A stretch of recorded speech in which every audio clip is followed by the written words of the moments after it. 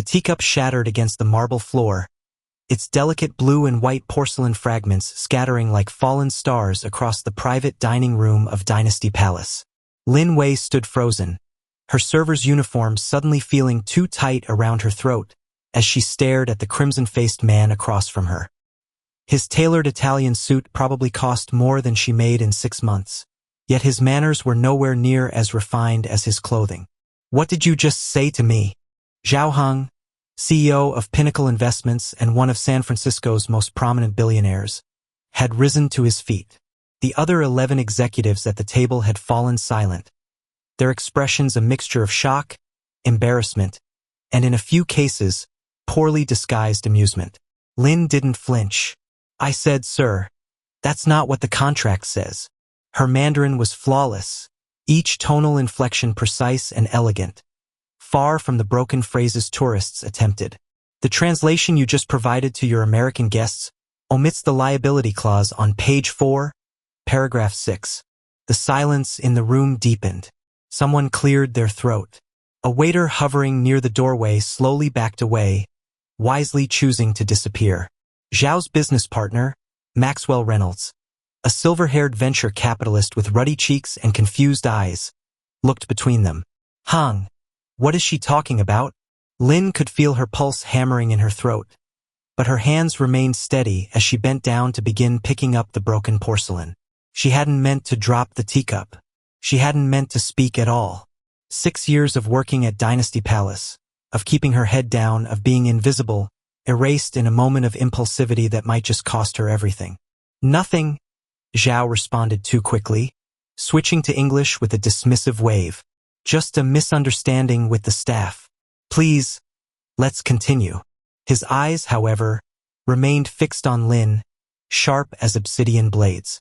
From across the room, Mei-Ling, Dynasty Palace's manager and Lin's closest friend, caught her eye. Her expression was one of unmistakable horror. Lin knew that look. It said, "What have you done?" If you're enjoying this story of courage against power, please take a moment to like and subscribe. It helps me bring you more incredible true stories like this one. As Lin gathered the last pieces of broken china, she felt rather than saw someone approach. A hand appeared before her, feminine, adorned with a single jade bracelet. Lin looked up to see Amara Okafor, Zhao's chief legal counsel, crouching beside her. "May I speak with you outside?" Amara asked quietly in English. Lin nodded, her throat suddenly dry. Mei-Ling appeared with a dustpan, taking the shards from Lin's hands.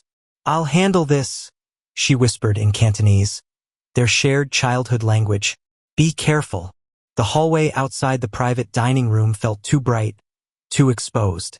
Lin stood with her back against the ornately papered wall, facing Amara, whose expression was unreadable. "You understand Mandarin at a native level," Amara stated, not a question. "Yes. And you've been listening to Mr. Zhao's business meetings." Lin straightened her shoulders. "I serve tea. I clear plates. I stand in corners waiting to be needed. People forget I'm there." Amara's gaze was penetrating. "And what exactly did you hear him misrepresent in the contract?" Lin hesitated. She had already jumped off the cliff. There was no climbing back. "He told Mr. Reynolds and the other investors that the contract specifies Pinnacle maintains only 15% liability if the Green Valley project fails.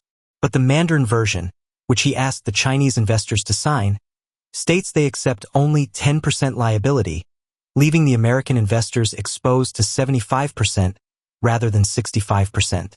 Amara's expression shifted almost imperceptibly. "That's a serious accusation." "It's not an accusation. It's what I heard."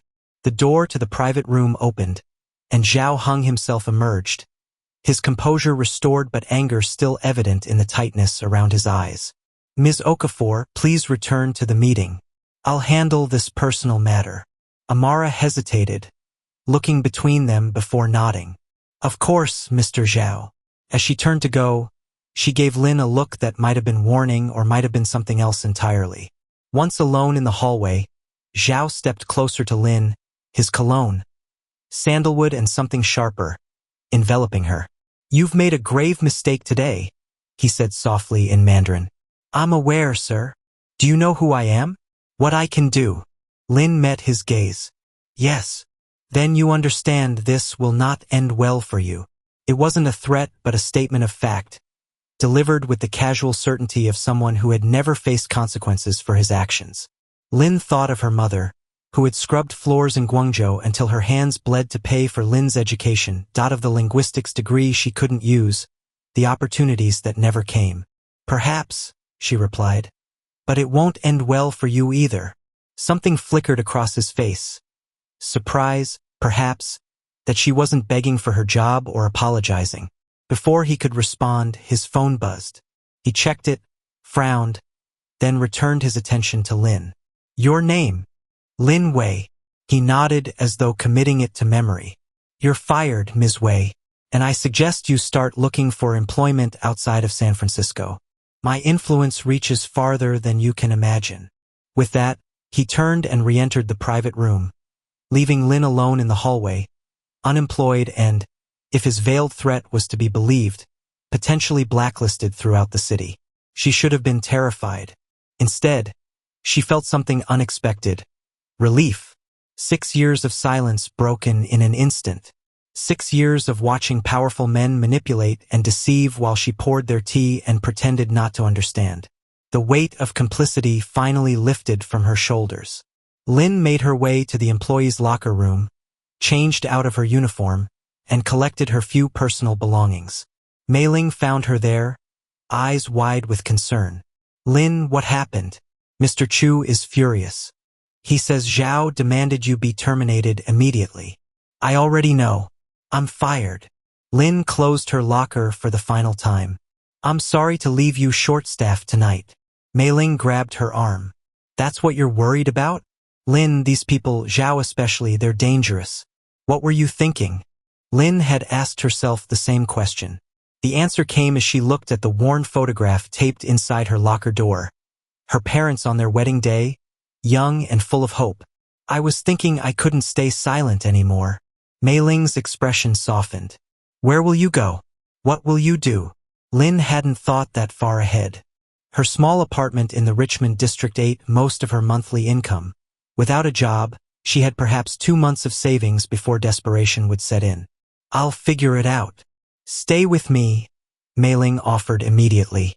Until you find something new. I can't ask that of you. You didn't ask. I offered. Mei-Ling squeezed her hand. Besides, you still have the key to my place from when you watered my plants last month. I expect you to be there when I finish my shift. Lin managed a smile, gratitude warming her chest.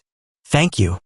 Outside, San Francisco greeted her with its typical evening fog, the chill seeping through her light jacket.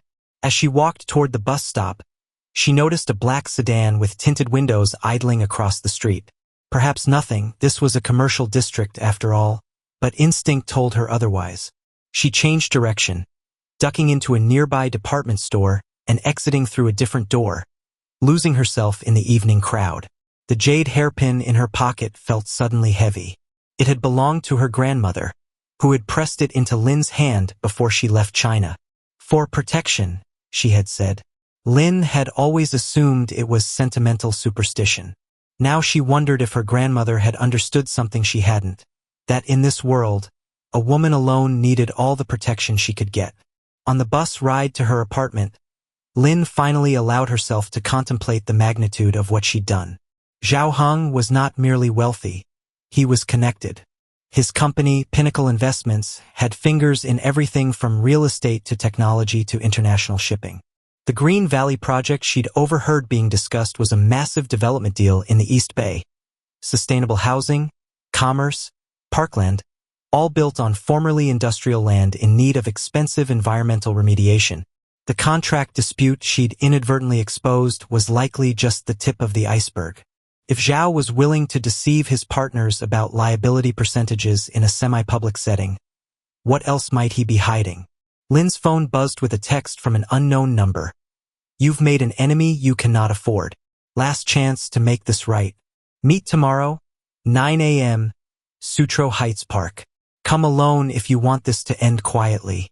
Her hand trembled as she read it. How had they gotten her number so quickly? The message was unsigned, but the implication was clear. Lin switched off her phone, suddenly paranoid about being tracked.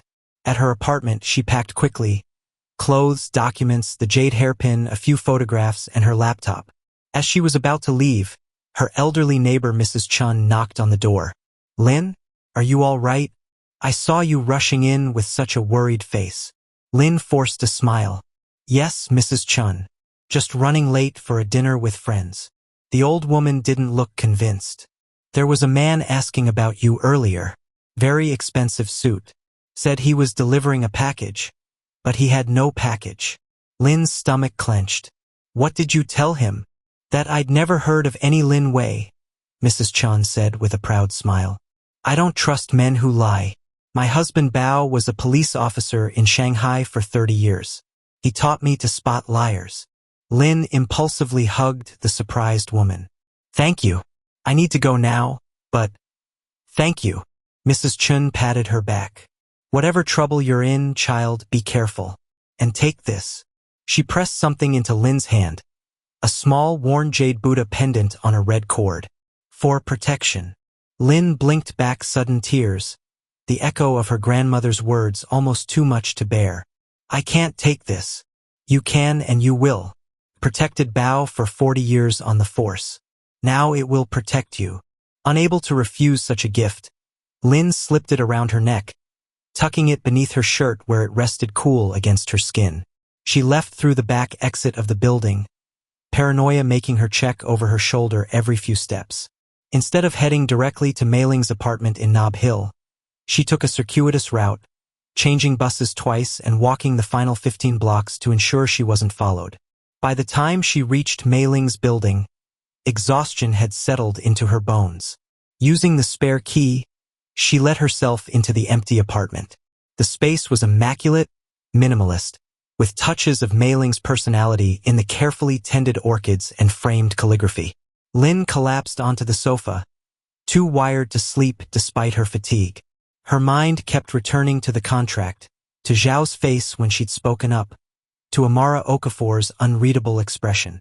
There had been something in Amara's eyes, not just surprise but recognition, as though Lin had confirmed something Amara already suspected. Lin opened her laptop and began to search. Pinnacle Investments. Zhao Heng. Green Valley Development. The public information painted a picture of innovation and corporate responsibility. Zhao, the brilliant immigrant success story who had built a business empire before the age of 40. Green Valley, the future of sustainable urban development. Pinnacle, a company repeatedly recognized for its ethical business practices. But the more Lin dug, the more questions emerged. 3 former Pinnacle executives had left the company under mysterious circumstances in the past year. A community organization in the East Bay had filed complaints about soil testing irregularities at the Green Valley site. A small environmental consulting firm that had initially been contracted to assess the property had gone out of business abruptly, its founder relocating to Singapore with no forwarding address. None of it was conclusive, but collectively, it set off alarm bells. Lin created a secure document and began compiling everything she found, organizing it methodically as she had been taught in her research methods courses at Berkeley. The text from the unknown number haunted her. "Meet tomorrow, 9 a.m., Sutro Heights Park. Come alone if you want this to end quietly." She knew she shouldn't go. Every instinct told her it was a trap. Yet the alternative, running, hiding, looking over her shoulder indefinitely, seemed equally untenable. And beneath the fear lurked curiosity. What would they offer to buy her silence? How valuable was the information she possessed? As dawn broke over the city, Lin made her decision. She would go to Sutro Heights, but not alone, and not unarmed with information. First, though, she needed to understand exactly what she had stumbled into. She pulled up the business news archives, searching for anything related to Pinnacle's recent activities. A financial statement caught her eye. The company had reported exceptional growth in the past quarter, largely attributed to foreign investments in the Green Valley project. The numbers were staggering. Over $500 million from a consortium of Chinese investors, channeled through a series of holding companies based in the Cayman Islands. $500 million. and a contract with deliberately mistranslated liability clauses. Lin sat back, her heart racing. This wasn't just corporate mischief. This was fraud on a massive scale. If the Green Valley project failed, or worse, if it was never intended to succeed, Zhao stood to walk away with hundreds of millions while his investors shouldered the losses. As the full implications dawned on her, Lin realized she held information that could destroy Zhao Heng and Pinnacle investments. Information powerful enough that someone had tracked down her personal phone number within hours of the confrontation. She reached for her phone to call Mei-Ling, then hesitated, remembering the black sedan outside Dynasty Palace. The fewer people involved, the safer they would be. Instead, she opened her laptop again and began composing emails to the SEC, to the FBI's Financial Crimes Division, to several investigative journalists whose work she respected. She attached her preliminary research but didn't send them. Not yet. These were her insurance policies, set to be delivered automatically if she didn't return to stop them. The jade Buddha pendant felt warm against her skin as she closed the laptop. Whatever happened at Sutro Heights Park, Lin Wei was no longer invisible, no longer silent. For better or worse, she had found her voice, and she intended to use it. Dawn arrived too quickly. Lin awoke disoriented, still on Mei-Ling's couch, her laptop open beside her. She had managed perhaps 3 hours of restless sleep, haunted by dreams of faceless men in black sedans and contracts written in blood-red ink. The apartment was still empty. Mei-Ling often stayed with her boyfriend after late shifts. Lin was grateful for the solitude as she prepared for the meeting at Sutro Heights, methodically working through her morning routine as though it were any other day, as though her life hadn't irrevocably changed. Her mother had noticed this tendency when Lin was just 5, catching her daughter mapping Chinese characters by radical components, creating her own systematic categorization. It was Lin's mother who had insisted on English lessons, then Japanese, then Korean, pushing her daughter's natural talent until Lin's brain became a repository of linguistic structures, a palace of words and meanings. "Your father and I clean buildings," her mother would say, hands raw from chemical cleaners. "You will build with your mind." Lin closed her eyes, letting the memory wash over her. Temporary, she had assured them during weekly video calls. Just until the right opportunity comes along. 6 years of temporary, that had become permanent, of video calls where she pretended everything would work out soon. And now this, a confrontation with one of the most powerful men in San Francisco, a man whose wealth and connections could crush her without effort. Lin shut off the water and wrapped herself in a towel, wiping a clear spot in the fogged mirror. Her reflection stared back, eyes shadowed with exhaustion but clear. She looked different somehow, determined.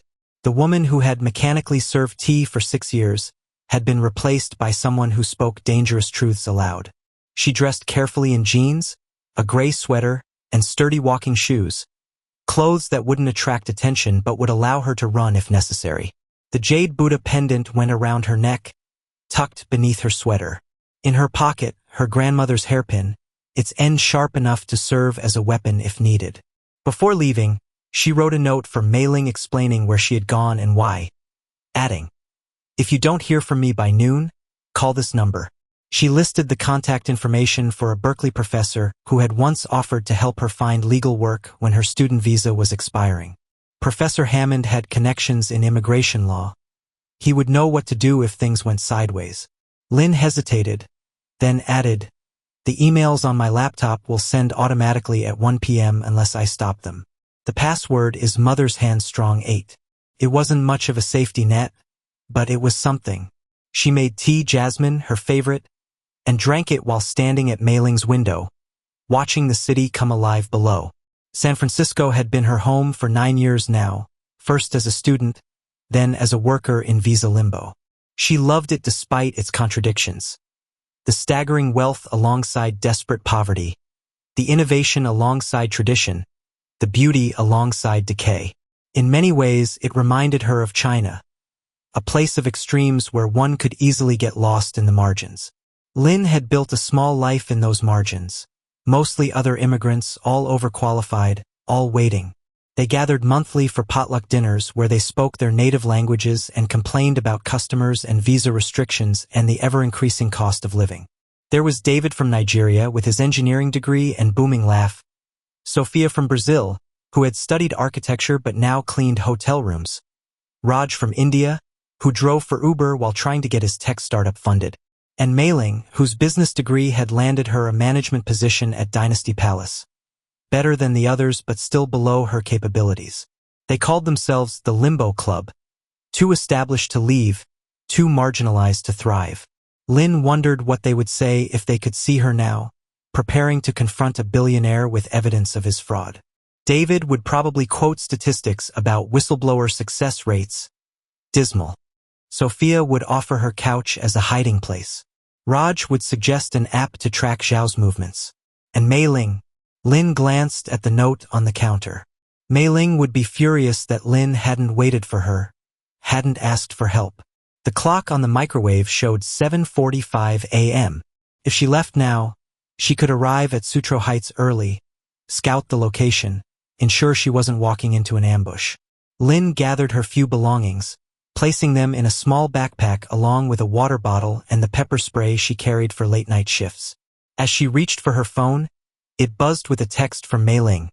Still at Mike's. Coming home around 9. You okay? Lin hesitated, then replied, all good. Getting breakfast. Talk later. The lie felt necessary, a small protection for her friend. San Francisco was shrouded in its typical morning fog as Lin made her way to the bus stop. The city felt different today, each passing car a potential threat, each stranger a possible observer.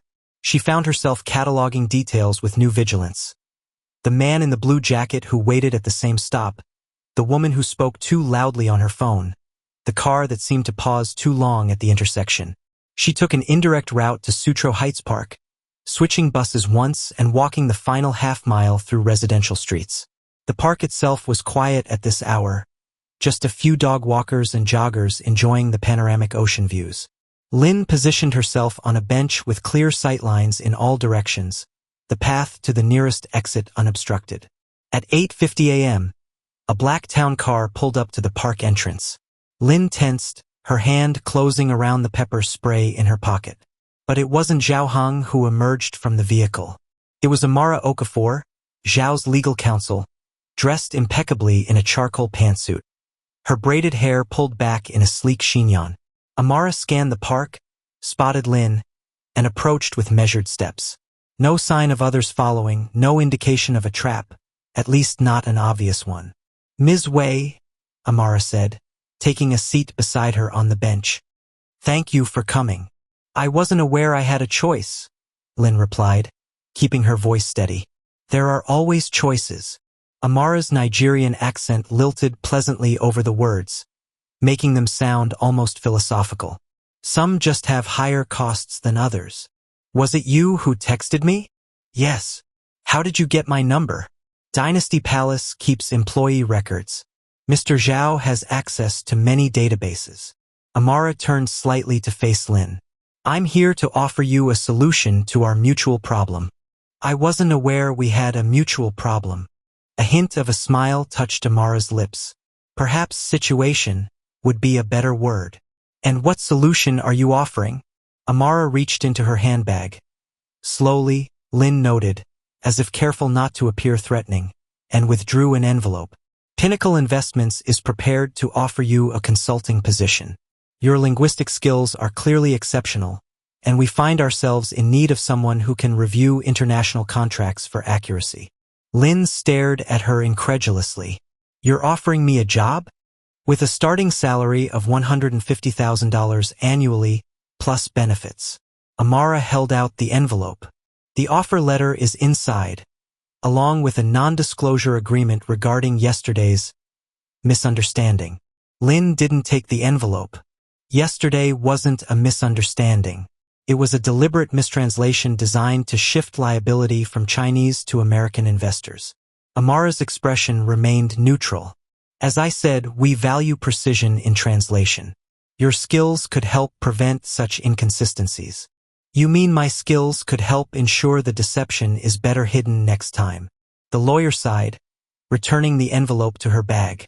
Ms. Wei, you seem to misunderstand the opportunity being presented. Mr. Zhao was impressed by your knowledge and your courage. This is a genuine offer of employment, at a salary significantly higher than what you were making at Dynasty Palace. And all I have to do is forget what I heard and sign away my right to ever mention it. Essentially, yes. Lin studied Amara's face, looking for signs of deception or threat. She found neither, just the measured professionalism of someone executing a transaction. And if I refuse? Then matters become more complicated. Amara's tone remained conversational, but her eyes hardened slightly. San Francisco is an expensive city. Jobs for non-citizens with expired student visas are increasingly hard to find. Immigration enforcement has become more aggressive lately. There it was, the threat beneath the offer. Lin felt a chill despite the morning sun that had begun to burn through the fog. You checked my immigration status. Mr. Zhao is thorough. And if I were to tell someone what I know before you could arrange my deportation, who would believe you? A waitress with no evidence beyond what she claims to have overheard? Against the word of Zhao Heng, whose company employs thousands and who sits on the boards of 3 charitable foundations, Amara shook her head. It would be your word against his. And words, as you know, can be manipulated. Lin thought of the research she had compiled, the emails waiting to be sent. Perhaps, but sometimes the truth finds its way out regardless. Something flickered in Amara's eyes, a momentary uncertainty that made Lin wonder if the lawyer was entirely comfortable with her role in this situation. The offer remains open until tomorrow morning, Amara said, rising from the bench. $150,000, legitimate visa sponsorship, and the chance to use your education for something more fulfilling than serving tea. She placed a business card on the bench. Call me when you've made your decision. Lin watched her walk away, elegant and composed, back to the waiting town car. Only when the vehicle had disappeared from view did she pick up the card, turning it over in her fingers. Embossed lettering on heavy stock, Amara Okafor, Chief Legal Counsel, Pinnacle Investments, with a direct number handwritten on the back. $150,000. Visa sponsorship. A legitimate career. Against what? Her integrity? The truth about a contract that defrauded investors of millions? Lin slipped the card into her pocket and left the park, taking a different route back to avoid being followed. Her mind raced with questions she couldn't quite resolve. Her phone buzzed with another text from Mei-Ling. Coming home early. Need to talk to you. Something weird happened after you left last night. Lin quickened her pace, suddenly anxious to reach the safety of Mei-Ling's apartment. As she rounded the corner onto California Street, a man stepped directly into her path. Asian, mid-30s, expensive haircut, casual clothes that nonetheless screamed money. Lin Wei? He asked in Mandarin. She stepped back, hand moving toward her pepper spray.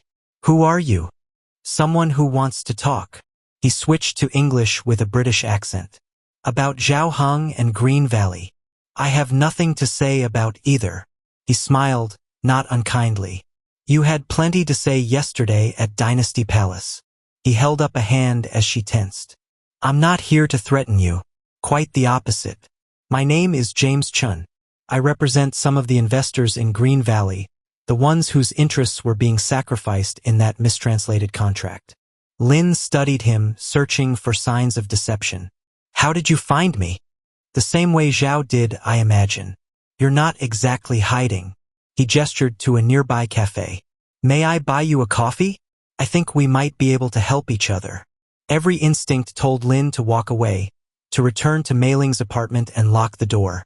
But curiosity, the same curiosity that had driven her to learn multiple languages, to decode patterns others missed, pushed her forward. 10 minutes, she conceded. In public. The cafe was busy with morning customers, which suited Lin fine. They found a table by the window, ordered green tea for her, espresso for him, and regarded each other warily. I'll be direct, James said once their drinks arrived. I work for Wellington Capital. We've invested $60 million in Green Valley through a partnership with several Chinese technology firms. Yesterday, My boss received a call from Maxwell Reynolds, who was quite disturbed about something that happened during a dinner meeting with Zhao. I'm surprised he believed a waitress. Reynolds isn't a fool. After you spoke up, he had his own translator review the contracts. You were right, there was a deliberate discrepancy in the liability clauses. When confronted, Zhao claimed it was a simple translation error that would be corrected immediately. James sipped his espresso. No one believes that, of course. Then why not pull out of the deal? Too late. The money's already committed, the project underway. But now everyone's looking more closely at the numbers, the plans, the environmental assessments. He leaned forward slightly. That's where you come in.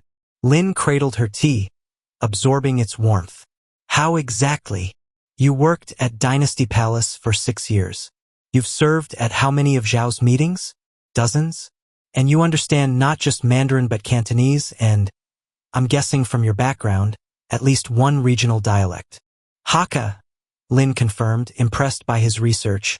My grandmother's native tongue. James nodded. Zhao conducts business in all three, depending on who he's speaking with. I need to know what else you've overheard. Any discussions of soil remediation issues, permitting shortcuts, money being diverted to offshore accounts. Why would I tell you anything? Because Wellington Capital is prepared to pay for information that prevents us from losing $60 million.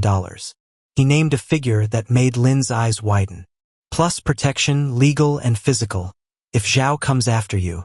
You're asking me to spy for you. James shook his head. I'm asking you to share what you already know and perhaps help us interpret some documents we've obtained. Nothing illegal. Nothing that puts you at risk beyond what you've already done. Lin thought of Amara's offer, the safe path, the comfortable salary, the visa security. Then she thought of her parents, who had taught her that integrity wasn't negotiable. Of her grandmother, who had pressed the jade hairpin into her hand with a warning that safety sometimes required sacrifice. I need time to think, she said finally. James nodded, sliding a phone across the table. Burner. My number's the only one programmed in it. Call me when you decide, but don't wait too long. Zhao isn't known for his patience. As they parted outside the cafe, James added, Be careful who you trust, Lin. In my experience, everyone has a price. It's just a matter of finding the right currency. This story gets even more intense. If you want to see how Lin outsmarts a billionaire, hit that share button and stay with me. When she reached Mei-Ling's building, Lin took the stairs instead of the elevator, a precaution born of new paranoia. She found the apartment door unlocked, which was unlike Mei-Ling, who had grown up in a rough neighborhood of Hong Kong and was fanatical about security. Mei, Lin called, pushing the door open cautiously. The apartment was empty, but signs of disturbance were evident. A chair overturned, Mei-Ling's normally immaculate kitchen showing signs of a hasty search. Lin's laptop was gone from the coffee table where she'd left it. Heart pounding, she checked her phone for messages. Nothing from Mei-Ling since the text about coming home early. She tried calling, but the phone went straight to voicemail. Lin stood in the center of the disrupted apartment, possibilities racing through her mind, each more alarming than the last. Had Zhao's people found her through Mei-Ling? Had they taken her friend? Or had Mei-Ling herself betrayed Lin, perhaps threatened or bribed into cooperation? The jade Buddha pendant felt cold against her skin. Lin clutched it, her grandmother's superstitions suddenly feeling less like folklore and more like wisdom. For protection, Mrs. Chun had said. But what could a small piece of jade do against the forces now aligned against her? Her gaze fell on Mei-Ling's desk, where a framed photograph showed the two of them at Ocean Beach, laughing into the wind. They had been friends since Lin's first day at Dynasty Palace. Mei-Ling, already a supervisor then, had taken the nervous new server under her wing, patiently correcting her mistakes, teaching her the unwritten rules of restaurant hierarchy. When Lin's first apartment fell through, it was Mei-Ling who had offered her couch until a new place could be found.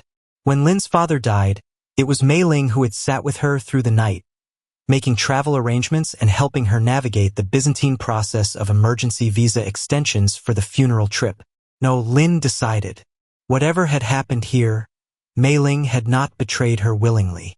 She checked the time, 11:30 a.m. Her automated emails would send at 1 p.m. unless she stopped them, but the laptop containing them was gone. Once those emails reached the SEC and FBI, there would be no turning back, no way to negotiate with Zhao or James Chan or anyone else. Lin sank onto the sofa, the magnitude of her situation finally crashing over her. In 24 hours, she had lost her job, become entangled in a corporate fraud scheme worth hundreds of millions, received both bribes and threats, and now possibly endangered her closest friend. All because she couldn't stay silent when she heard a deliberate mistranslation. All because 6 years of invisibility had finally become unbearable. All because somewhere inside her, despite the compromises and disappointments, she was still her parents' daughter. Still the girl who had mapped language patterns at 5. Still the woman who believed truth mattered. The burner phone felt like a burning coal in her pocket. Lin took it out, staring at. The burner phone felt like a burning coal in her pocket. Lin took it out, staring at its blank screen. She had to make a choice. With her laptop stolen and Mei-Ling missing, the automated emails would soon expose everything. Lin thought of Amara's offer, the safe path with a comfortable salary and visa security. Then she considered her parents, who had taught her that integrity wasn't negotiable, and her grandmother, who had pressed the jade hairpin into her hand with a warning that safety sometimes required sacrifice. She dialed James Chen's number. "I need guarantees," she said when he answered. "Not just money. Protection for me and for Mei-Ling." "Who's Mei-Ling?" "My friend. I think Zhao's people have her." Lin's voice cracked slightly. "Her apartment was searched, and she's missing." A pause. "This complicates things. Those are my terms. Protection for both of us or no deal. I'll see what I can do." "Where are you now?" Lin hesitated. "Somewhere safe." "A lie. I'll contact you in 1 hour." She ended the call and immediately dialed Professor Hammond, the Berkeley contact she'd left for Mei-Ling. To her relief, he answered. "Professor, it's Lin Wei. I'm in trouble and need legal help immediately." 20 minutes later, Lin sat in the back of a cafe 3 blocks from Mei-Ling's apartment, facing Hammond and a stern-faced woman he'd introduced as Catherine Reeves, a former prosecutor now specializing in whistleblower cases. "The emails will send automatically at 1 p.m., Lin explained. "Evidence of contract fraud, environmental violations, and possibly money laundering through the Green Valley Project." Catherine checked her watch. "That's in 40 minutes. Once federal agencies are involved, you lose leverage with both Zhao and Wellington Capital. I don't have my laptop to stop them." "That might be for the best," Hammond said.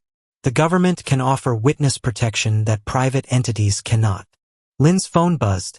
A text from an unknown number. "We have your friend. Trade her safety for your silence. Pier 39, public area, 1:30 p.m. Come alone." She showed them the message, her hand trembling. "It's a trap," Catherine said flatly. "But what if they really have Mei-Ling? Then going alone guarantees 2 victims instead of 1. Lin clutched the jade pendant. "I can't abandon her." "You won't," Catherine assured her. "But we need a better plan." At 1 p.m., as Lin's emails deployed their digital bombshells to authorities, she stood at Pier 39, surrounded by tourists oblivious to the drama unfolding in their midst. Hammond and Catherine were positioned nearby, along with 2 FBI agents who had responded with surprising speed to the evidence in Lin's emails. Lin had her server's composure back, the same calm demeanor that had allowed her to stand invisible in corners of Dynasty Palace for 6 years, observing without being observed. She scanned the crowds, remembering how people forgot she was there as she served tea and cleared plates.